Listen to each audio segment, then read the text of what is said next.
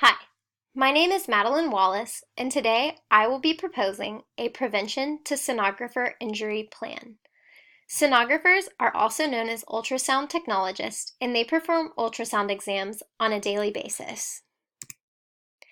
There are many sites that sonographers are commonly injured. The most common are shoulders, elbows, wrists, and fingers. There are also additional sites such as the back and the forearm that may become injured. A common type of injury is called tendinitis. This is just an example of one of the many injuries that sonographers can have. This is when there are micro tears in the tendon and the area becomes red and inflamed. There is a picture of this on the right. There are many causes of musculoskeletal injuries among sonographers. One of the most common is poor posture. As you can see, the sonographer on the right is leaned over at an awkward angle. This makes her more prone to all sorts of back injuries and shoulder injuries. Additionally, her arms are at awkward angles. As you can see, her arm is stretched out over the patient. This will put her at risk for shoulder and elbow injuries.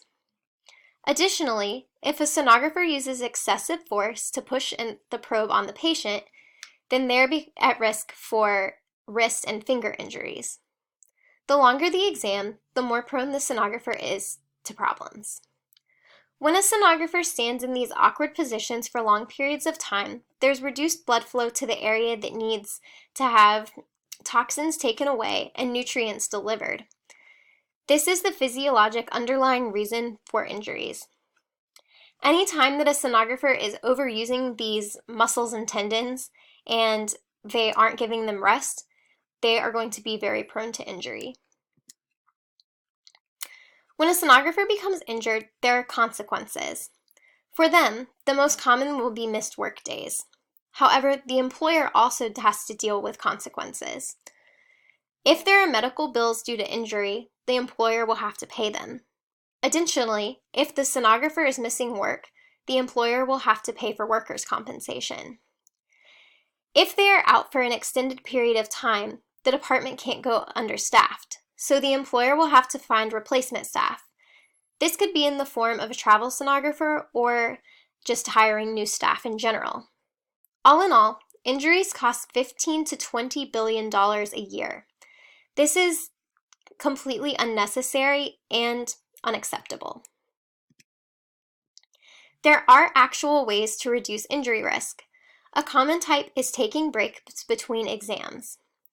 Additionally, sonographers can switch between study types. This allows them to use different muscle groups and gives certain groups a chance to rest. The sonographer also needs to use proper posture. As you can see, the sonographer on the right is sitting up straight with her head forward and her arms by her side at less than a 30-degree angle. This all helps reduce injury risk. Additionally, she is using a relaxed grip on the probe to prevent wrist and finger injuries. Lastly, she is using proper equipment. As you can see, she is wearing a cable brace on her arm so that she can reduce the weight of the cord on her hand. Additionally, she's using a sonographer chair. The prevalence of injury over the years has increased. Initially, in 1997, surveys estimated that 84% of sonographers were affected. In 2009, surveys found that around 90% of sonographers were affected. Many of these people are experiencing problems on a daily basis, and as you can see on the graph, the rates of injury have increased. There have been a couple of past solutions to try to fix the problem.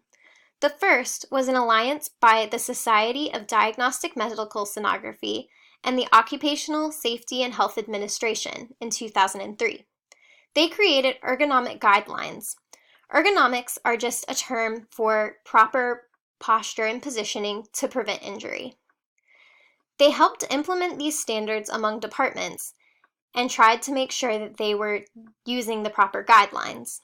They also recommended that the Joint Commission of Accreditation of Hospital Organizations enforce these standards. However, it's unclear if JCAHO ever actually did.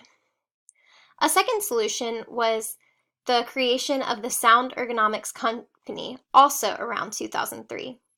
It was founded by the leading ergonomic researchers in sonography. The goal of this company is to sell safety equipment, such as this chair pictured on the right. Additionally, they train departments in how to prevent injury and use proper equipment. However, these were implemented in 2003, and as you can see, between 1997 and 2009, the rates increased, which means that the solutions did not work. So something needs to be done. Something that could really be helpful would be revisiting the alliance between the SDMS and OSHA. Create and enforce actual standards that can help keep management accountable and help keep sonographers from experiencing injury. The goal of this alliance would be to reduce the prevalence of injury amongst sonographers, and it would help keep them from experiencing any retaliation for their injury amongst management, as management would be a part of the plan. To implement this plan, there are a number of steps. First, SDMS and OSHA will need to revisit their alliance and agree that the problem needs to be addressed. Secondly, they will have to create an ergonomics checkoff sheet with a list of standards that departments must meet. Each standard would be assigned a numerical value so that the organization would be able to determine if the department was doing an acceptable job. A passing score would be determined at this time. Additionally, some departments are going to go above and beyond and exceed the expectations placed on them. These departments should be recognized on the SDMS website, so the score for this exceeds expectations should also be assigned. For departments that fail the inspection, they will have to pay an amount of money in the form of a fine. This amount of money should be determined as well. Next, the SDMS and OSHA will have to negotiate the use of the checkoff with JCAHO, as JCAHO is a department that helps accredit hospitals and already is inspecting them. They would add this checkoff to their inspections. Lastly, they would need to train the departments on how to meet the new standards. Let them know what the expectations are and go about helping train them in how to meet those expectations. You may be wondering, is this really a feasible plan? It will require some extra work for SDMS, OSHA, and JCAHO employees. However, they should determine that they are committed to sonographer safety and decide to go forth because it's the right thing to do. Additionally, there may be some needed money to compensate for JCAHO's extra time during their hospital inspections. However, the hospital is already paying for these inspections, so it could just be added onto the fee there. Additionally, for any departments that fail, they will be paying the fine, and therefore that money can also be used to compensate for JCAHO's time.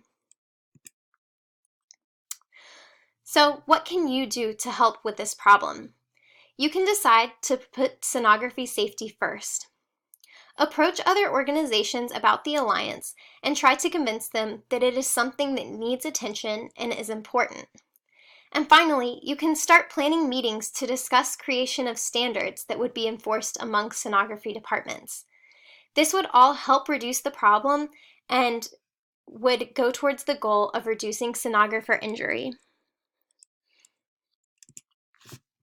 Here are a list of my references. Thank you for your time.